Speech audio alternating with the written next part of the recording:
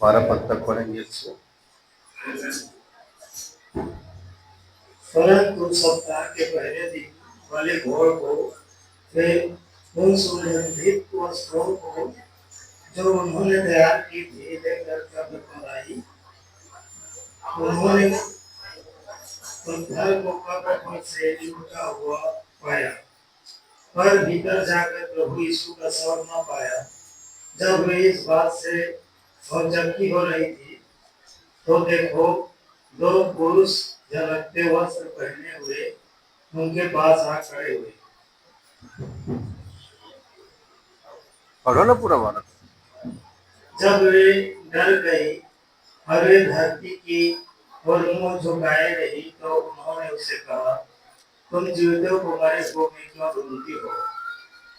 वह यहाँ नहीं, परंतु जी उठा है। स्मरण करो कि उसने गलील में रहते हुए तुमसे कहा था, अवश्य है कि मनुष्य का पुत्र पापियों के हाथ में पकड़वाया जाए और क्रूस पर चढ़ाया जाए और तीसरे दिन जी उठे। तब उसकी बातें उनको स्मरण आई और कब्र से लौटकर उन्होंने उन 11 को और अन्य सबको ये सब बातें कर सुनाई, जिन्होंने प्रेरितों से ये बातें कही। वे मरियम मगदली और यौवन्ना और याकूब की माता मरियम और उनके साथ की अन्य स्त्रियां भी थी। परंतु उनकी बातें उन्हें कहानी सी जान पड़ी और उन्होंने उनकी प्रतीति न की। तब पतरस उठकर कब्र पर दौड़ गया और झुक कर केवल कपड़े पड़े देखे, और जो हुआ था उसे अचंभा करता हुआ अपने घर चला गया।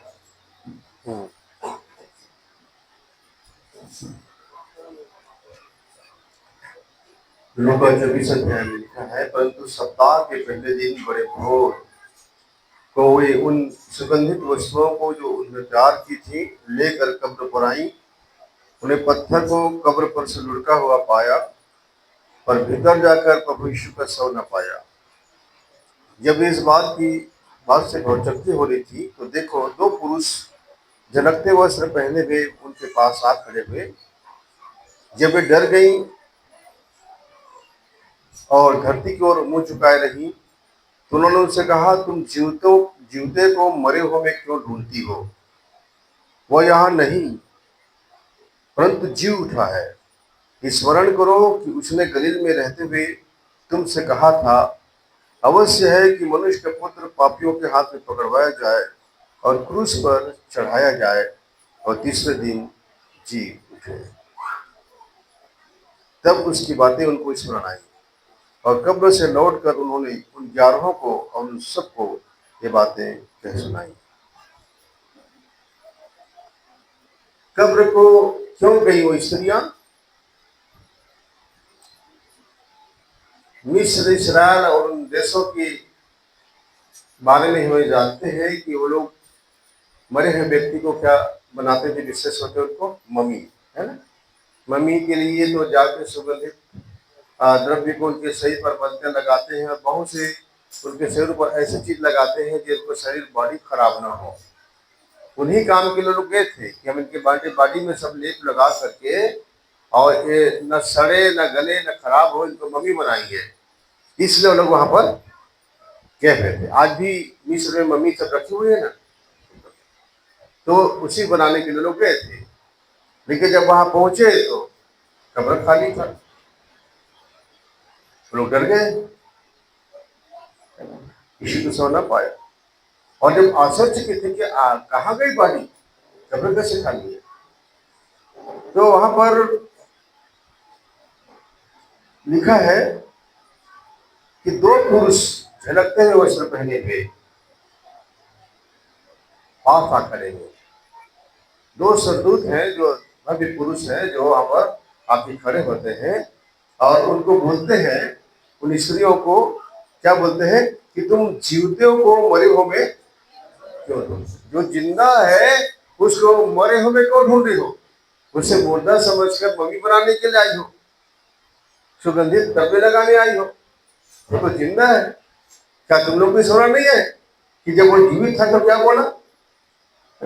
स्मरण करो कुछ गलील में रहते हुए तुमसे क्या कहा था, अवश्य है कि मनुष्य का पुत्र पापियों के हाथ में पकड़वाया जाए और क्रूस पर चढ़ाया जाए और तीसरे दिन जी उठे।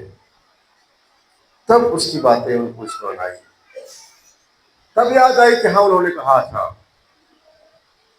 कि मनुष्य पुत्र क्या किया जाएगा, पकड़वाया जाएगा, क्रूस पर चढ़ाया जाएगा, मार डाला जाएगा और तीसरे दिन वो मृतकों में से जी उठेगा। ये बातें उनको याद आई और चेलों के पास गए, जो 11 चेले डर के मारे की कब्रें में इकट्ठे थे, है ना, उनके पास गई और उन्होंने उनको बताया कि हमने ये चीज देखा, हमने सुना। तो वो लोग विश्वास में कि पतरस जो है, पतरस तो उतावला, हाँ वो पतरस जाता है देखने के लिए कि मैं देख लूं, सही बात बोलने के लिए चला गया कब्र में, कब्र को खाली देखा। हम इसी बात को हम यूहन्ना 20 अध्याय में देखते हैं। यहाँ लिखा है कि सप्ताह के पहले दिन मरियम मगदलनी भोर को अंधेरा रहते ही कब्र पर आई और पत्थर को कब्र से हटा हुआ देखा। तब वह दौड़ी और शमौन पतरस और उस दूसरे चेले के पास जिससे यीशु प्रेम रखता था कर कहा कि प्रभु को कब्र में से निकाल कर ले गए और हम नहीं जानती कि उसे कहाँ रखा है। तब पतरस और दूसरा चेला निकल कर कब्र की ओर चले। वे दोनों साथ साथ दौड़ रहे थे, परंतु दूसरा चेला पतरस से आगे बढ़कर कब्र पर पहले पहुंचा और झुक कर कपड़े पड़े देखे, कभी वह भीतर न गया। तब शमौन पतरस उसके पीछे पीछे पहुंचा और कब्र के भीतर गया और कपड़े पड़े देखे, और वह अंगोछा जो उसके सिर से बंधा हुआ था कपड़ों के साथ पड़ा हुआ नहीं, परंतु अलग एक जगह पर लपेट कर रखा हुआ था। तब दूसरा चेला भी जो कब्र पर पहले पहुंचा था भीतर गया और देखकर विश्वास किया। वे तो अब तक पवित्र शास्त्र की बात न समझे थे कि उसे मरे हुए में से जी उठना होगा। तब वे चले अपने घर लौट गए। और आगे हम देखते हैं कि मरियम जो है वो उसको देखती है यीशु मसीह को, क्योंकि मरियम बहुत प्रेम करती है। तो मरियम रोती हुई कब्र के पास बाहर ही खड़ी रही और रोते रोते कब्र की ओर झुककर दो स्वर्गदूतों को उज्जवल कपड़े पहने हुए, एक सिरहाने और दूसरे पताने को बैठे देखा जहाँ यीशु का शव रखा गया था। उन्होंने उनसे कहा, हे नारी तू क्यों रोती है? उसने उनसे कहा, हे प्रभु, वे मेरे प्रभु को उठा ले गए और मैं नहीं जानती कि उसे कहाँ रखा है। यह कहकर पीछे मुड़ी और यीशु को खड़े देखा और न पहचाना कि यीशु है। यीशु ने उससे कहा, हे नारी तू क्यों रोती है, किसको ढूंढती है? उसने माली समझकर उससे कहा, हे महाराज, यदि तूने उसे उठा लिया है तो मुझे बता कि वो उसे कहाँ रखा है, पर मैं उसे ले जाऊंगी। यीशु ने उससे कहा, मरियम। उसने पीछे मुड़कर उससे इब्रानी में कहा, रब्बुनी, अर्थात हे गुरु। यीशु ने उससे कहा, मुझे मत छू, क्योंकि मैं अब तक पिता के पास पर नहीं गया, परंतु मेरे भाइयों के पास जाकर उनसे कह दे कि मैं अपने पिता और तुम्हारे पिता और अपने परमेश्वर तुम्हारे परमेश्वर के पास पर जाता हूं। तो प्रियो, यीशु मसीह के जी उठने के लिए चेले स्वर्गदूत यही बोलते हैं कि तुम मरे हो को जीवितों को मरे हुए में क्यों ढूंढती हो। और मरियम को प्रभु आके सबसे पहला दिखाई किसको दिए? मरियम को दिए। और सबसे पहले जो समाचार सुसमाचार है प्रभु के जी उठने का, वो मरियम के द्वारा ही चेलों को पहुंचा और फिर चेलों द्वारा संसार को। तो पहली सुसमाचार जो दुनिया में लाया गया वो स्त्री के द्वारा है। स्त्री के द्वारा पाप आया है ना, और स्त्री के द्वारा ही उद्धार आया। मरियम ने जन्म दिया उसको और स्त्री द्वारा ही उसके सुसमाचार सुनाया गया। तो अभी आप लोग बहन लोग तो बेटी लोग जो है वो कितने जिम्मेदार है प्रभु के सुसमाचार के लिए, आप समझ सकते हैं। ये प्रभु की साक्षी देना या किसी को सुसमाचार बताना, क्योंकि स्त्रियां बहुत काम की है दुनिया में। चीन को ऐसे ऐसे देश है जहाँ पर पुरुष नहीं कर पाए थे, वहां पर स्त्रियों ने किया कलीसिया बनाई। चीन में स्त्रियों ने कलीसिया बनाई। तो आपका बहुत बड़ा रोल है, स्त्रियों का, है ना। और मसीह ने, परमेश्वर पिता ने पुरुष और स्त्री में क्या अंतर नहीं रखा है, दोनों को अपना पुत्र कहा है, दोनों को बराबर का प्रेम करते हैं वो। और जगहों पर देखेंगे और धर्मों में तो स्त्री को नीचे रखा जाता है, उनका अधिकार नहीं, लेकिन मसीह में लोगों में अधिकार है पूरा। इतना ही है कि उन्हें अपने पति के अधीन रहना होता है, और जवान है तो, बच्चे हैं तो माता पिता के, क्योंकि अधीनता से हम अनुशासित रहते हैं। तो प्रियो, बाकी सब कुछ बराबर है, पिता का प्रेम बराबर है, अधिकार बराबर है। तो यीशु मसीह का जी उठना, यीशु मसीह ने जो कहा था कि मैं तीसरे दिन जी उठूंगा, क्यों? क्योंकि अधोलोक में वो कुंजी को, मृत्यु की कुंजी को छीन लिया था, है ना। तो मृत्यु को हरा कर मृत्यु को छीन लिया था, मृत्यु पर जयवंत हुआ था। और जब वो मृत्यु पर जयवंत हुआ था तो मृत्यु उसको मार के खत्म तो नहीं कर सकती, है ना। इसलिए वो मृत्यु को हरा चुका था, वो जीवित हुआ। देखा है कि मैं ये शरीर उनके कर्मों के बदले, उनके बुरे कर्मों जो आज पिता के पास में नहीं जा पा रहे थे, मैंने उनके कर्मों का दंड अपने पर ले लिया, उठा लिया, और उनको दंड को सह लिया क्रूस पर, उनके बदले मर गया। अब वो मेरे साथ जैसे मैं जी उठा हूं, वैसे उनको भी मैं जिला उठाऊंगा। जब मुझ पर विश्वास करेंगे, ईमान लाएंगे और मेरे पीछे चलेंगे। इसीलिए मसीह जो अनुयायी होते हैं, वे किसी का भय नहीं मानते। तो कहते तुम एक ही काम कर सकते हो, क्या? एक काम कर सकते हो, वो ये कि तुम हमारे शरीर को छू सकते हो, इसको हानि पहुंचा सकते हो, लेकिन हमारी आत्मा को नहीं छू सकते। तो प्रभु यीशु मसीह ने भी इसीलिए पिता को कहा था कि मैं अपनी आत्मा तेरे हाथों में सौंपता हूं। मेरे शरीर पर इनका अधिकार, शरीर को इन लोगों ने मार दिया, लेकिन मेरे आत्मा पर आपका अधिकार, आपको देता हूं सौंप।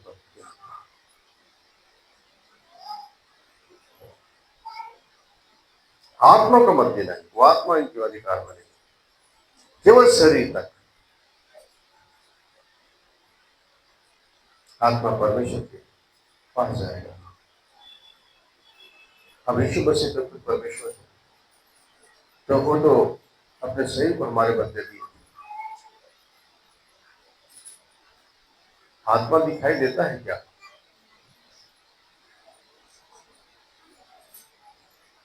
बहुत दिन के बाद आई हो, सोना मत। हाँ? मेरा नजर सब पर रहता है ना, जहां देखता रहता मैं सबको, कोई सो तो नहीं रहा है।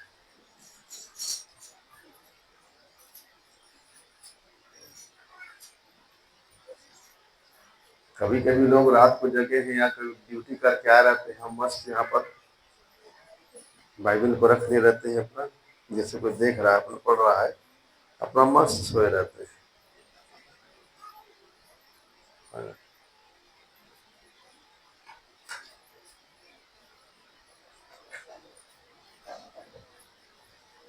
थोड़ी सी तो बात है, प्रियो, परमेश्वर के जीवित वचन आपके अंदर काम करने दो, और फिर कहो कि हम चंगे नहीं हुए।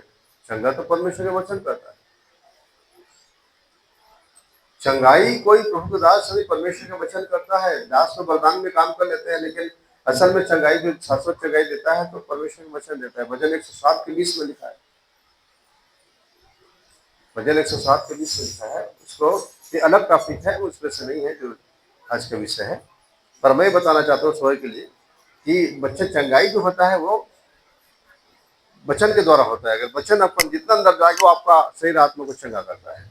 107 के 20 में क्या लिखा है? वह अपने वचन के द्वारा उसको चंगा करता, और जिस गड्ढे में वे पड़े हैं उसे निकालता है। वह अपने वचन के द्वारा उनको चंगा करता है, और जिस गड्ढे में पड़े हैं उससे वो बाहर निकालता है। वचन के द्वारा संग करते हैं। अगर वचन आप नहीं सुन रहे हो, लाइन में आके खड़े हो रहे हो, नहीं टच होगा, नहीं टच होगा कि वचन टच ही नहीं हुआ आपको। वचन जब टच नहीं हुआ है तो आपको कोई टच नहीं होगा। आपको बदलने का काम, आपको चंगाई का काम, आपको जीवन देने का काम परमेश्वर के वचन है। तो प्रभु यीशु मसीह का इस पृथ्वी पर आना, उनका उद्देश्य मानव जाति को उद्धार, मुक्ति, मोक्ष। जैसे भी और जगह पर धर्मों में बताया जाता है कि मनुष्य को मोक्ष नहीं मिलता, मनुष्य केवल आता जाता है और बार बार जन्म लेता है, पुनर्जन्म लेता रहता है। यूट्यूब में तो पुनर्जन्म के बारे में भरा है, बहुत जो बताता रहता है उसको पुनर्जन्म का, खाली वही चर्चा में अब ज्यादा छाया हुआ है।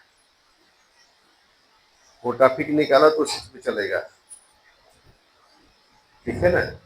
लेकिन जहां कोई नहीं रहा है पिता के पास, क्योंकि कोई पिता के मार्ग को नहीं जानता। मार्ग को तो प्रभु यीशु मसीह जानते हैं। इसने तो कहा बिना मेरे कोई पिता के पास नहीं जा सकता। जहां मैं जा रहा हूं तो उस मार्ग को नहीं जानते। अब प्रभु ने कहा सत्य, मार्ग और जीवन, तो वो हमें लेने आया, पिता के पास मिलाने आया। वो हमारा मेल है, दोनों को एक कर लिया। क्या किया? दोनों को एक कर लिया। इफिसियों की पत्री, उसका 2 अध्याय,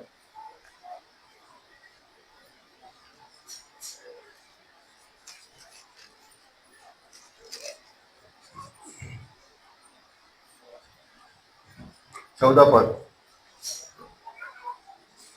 क्योंकि वही हमारा मेल है जिसने दोनों को एक कर लिया और अलग करने वाली दीवार को जो बीच में थी ढा दिया। किन दोनों को एक कर लिया?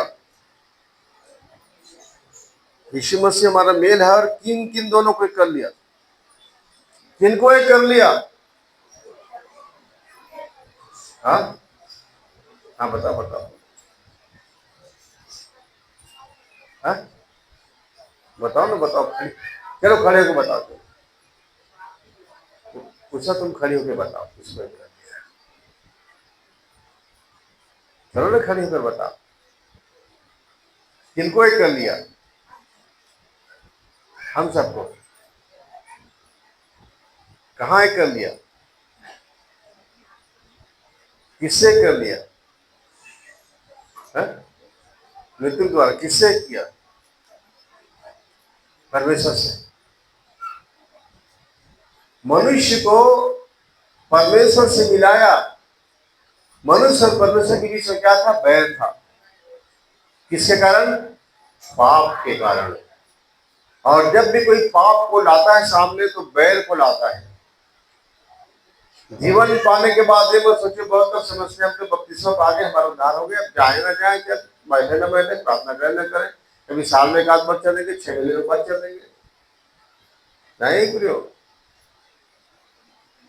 अंत तक संघर्ष है आपका वहां तक जाने के लिए, तब आप पहुंचोगे। अपने विश्वास से रखवाली करना पड़ेगा, पवित्रता से रखवाली करना पड़ेगा और अपने आप को बैठा के रखना पड़ेगा, चलना उसके मार्ग को, उसके पीछे, तब पहुंचोगे। एक मनुष्य और परमेश्वर के बीच में क्या था? बैर था। मनुष्य परमेश्वर के बैरी था, क्योंकि उसके बैरी के साथ हो लिया था। परमेश्वर के बैरी कौन? शैतान। वो मनुष्य के साथ में हो लिया, उसकी आज्ञा मानी। परमेश्वर ने आदम और हवा को क्या बनाया था? आदम को वो मरने के लिए नहीं बनाया था, उसे अमर बनाया था, कभी न मरने के लिए बनाया था। लेकिन उन लोगों ने पाप करके क्या किया? पाप करके मृत्यु को ले आया। क्योंकि प्रभु ने कहा था जिस दिन तुम इस फल को खाओगे दिन तुम मर जाओगे। पाप के बाद मृत्यु, पाप की वजह मृत्यु है, तो ये मृत्यु को ले आया। अब वही अमरता को फिर प्रभु फिर से हमें अमर बनाने के लिए इस दुनिया में आए, ताकि हमारे बदले मरे और हम उन पर विश्वास करके पापों को क्षमा पाकर पिता के पास हमारी आत्मा चला जाए। अब पुनरुत्थान के दिन यदि हम पृथ्वी में सो गए हैं, तो पहले हमारी आत्मा उठे उनके पास जाने के लिए, और अगर हम जीवित हैं और जाग रहे पवित्रता में है, तो उठा लिए जाएंगे। और हमें शरीर मिलेगा। जो शरीर मरा हुआ है उसको प्रभु अमर बना देगा, अविनाशी अजर अमर से बना करके हमारी आत्मा से प्रवेश करके उठा के ले जाएगा। माने एक स्वर्गदूत के समान शरीर, मारो तो मरेगा नहीं, काटो तो कटेगा नहीं, न रोग न बीमारी न दर्द न पीड़ा, अमर शरीर। तो परमेश्वर की योजना थी कि उनके बच्चे मेरे जैसे अमर रहे, आदि अनंत रहे। इसीलिए परमेश्वर है अपने पुत्र की दुनिया में भेजा। तो जिस पाप के कारण आदम और हवा अलग हो गए परमेश्वर से, वही पाप अगर आप फिर से कर रहे हैं तो आपको कौन मिला सकता है? अरे जब आदम और हवा को पवित्र बनाया था, परमेश्वर अमर बनाया था, उन लोगों ने तो पाप करके मृत्यु ले आया अपने पर। तो आप कौन से हैं? आप क्या है? जब परमेश्वर ने आपको धोया, साफ किया, क्लियर किया, अपने अपने कर्मों को उसने आपको माफ कर दिया, और उसके बाद कहता है अब मेरी पवित्रता में चलो, मेरी आज्ञा में चलो, तो आप कहोगे हमको लाइसेंस मिल गया। बपतिस्मा लाइसेंस नहीं है, उस तक जाने के लिए आप प्रवेश करें हलवाई चलोगे तब, तो आपका 100% वापस लौट जाने का भी रास्ता है। क्योंकि शैतान लग्जरी रास्ता, लग्जरी मार्ग दिखाता है, हाईवे को, है ना, नेशनल हाईवे दिखा दिया, तभी चलो बढ़िया, और उबड़ खाबड़ कृष्णा रास्ता सकरा रास्ता है। तो बहुत से विश्वासी इस बार से उस बार कूद जाते हैं, चलो भैया यहाँ पर नहीं चढ़ पाएंगे। शैतान बुलाता है ना, ये रास्ता मस्त है, आगे थोड़ा दूर चलोगे दारू भट्टी है, आगे थोड़ा दूर चलोगे सिनेमा घर है, आगे थोड़ा दूर चलोगे जुआ घर है, और आगे जाओगे तो नाच वाला घर है। अरे जो तुम चाहो ये मेरे रास्ते में सब कुछ मिलेगा तुमको, तुम्हारी हर इच्छा पूरी करूंगा।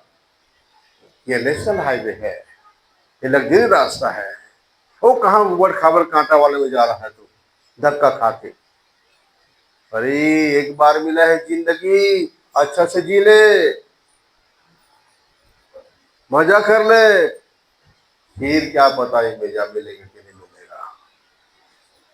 इसीलिए बहुत से विश्वास सोचते हैं अरे इसमें आया तो इसमें भी तो दुख कष्ट वाला है, इस रास्ते में चलना, उसका तो कष्ट उठाना है, अपमान झेलो, परिवार छोड़ दिया, समाज छोड़ दिया, यहाँ का तकलीफ, वहाँ की तकलीफ, पकड़े जाने के डर, वो का डर। अरे हाँ, अरे चल भैया उसी रास्ता बढ़िया है।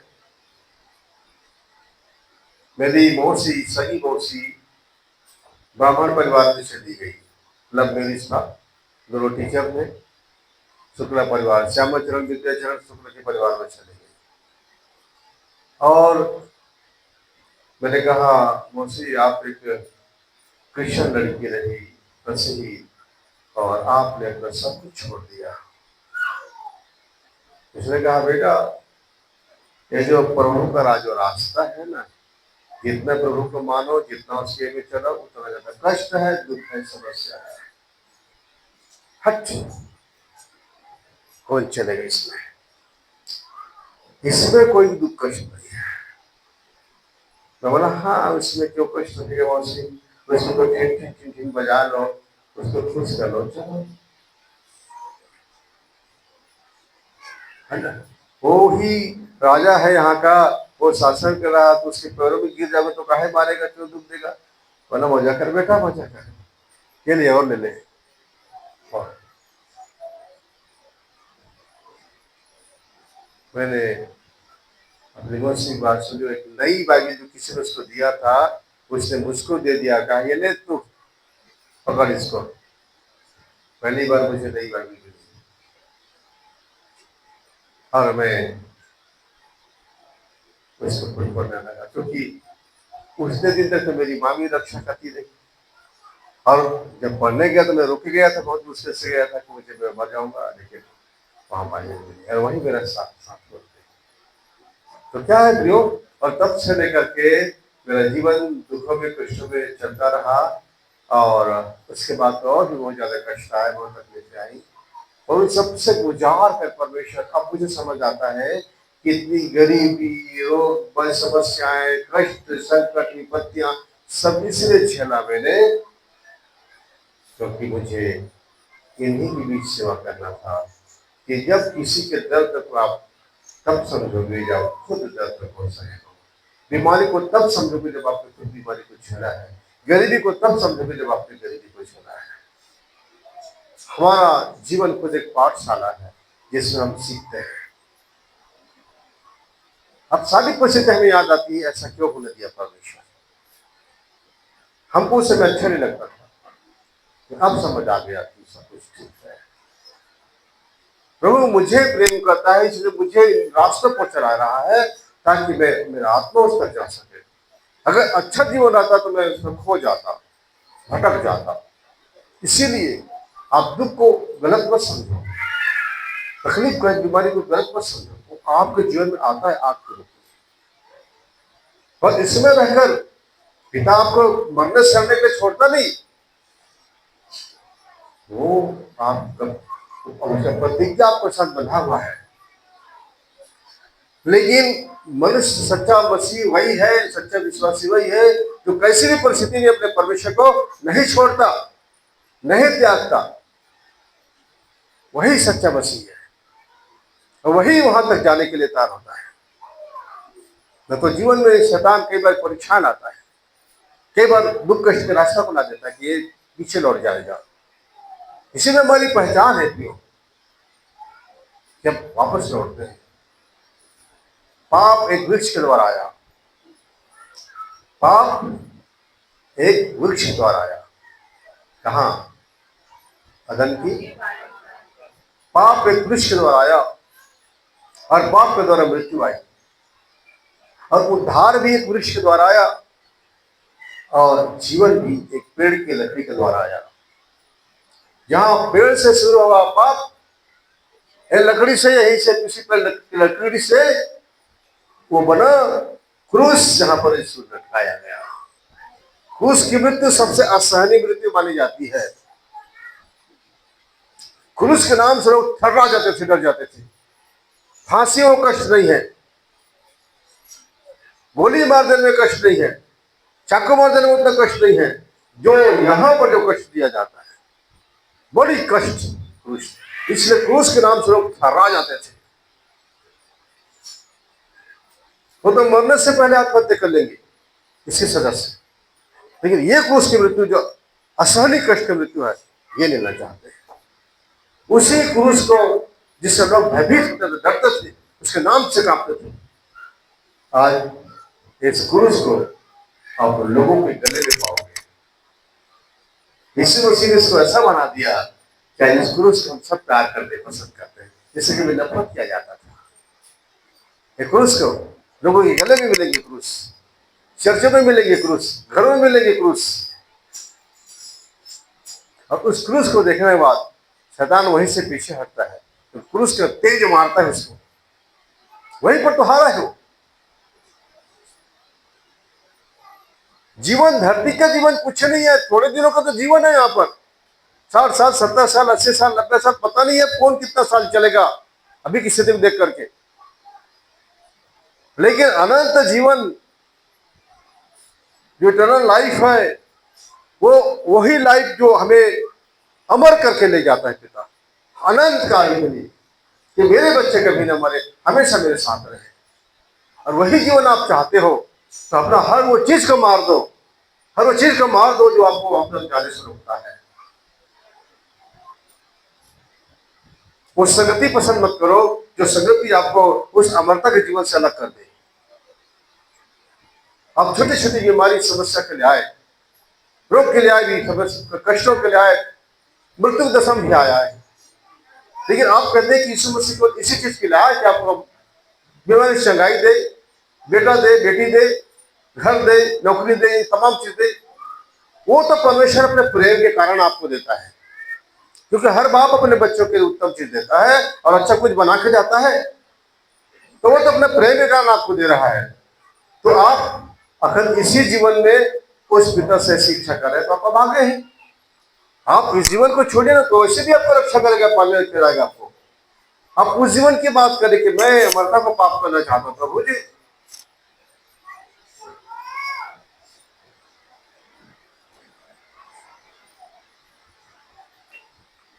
भैया, जिसने हमारे आसान के पितर से मिलाना, हमारे बीच में जो बैर था, बैर को क्या कर दिया?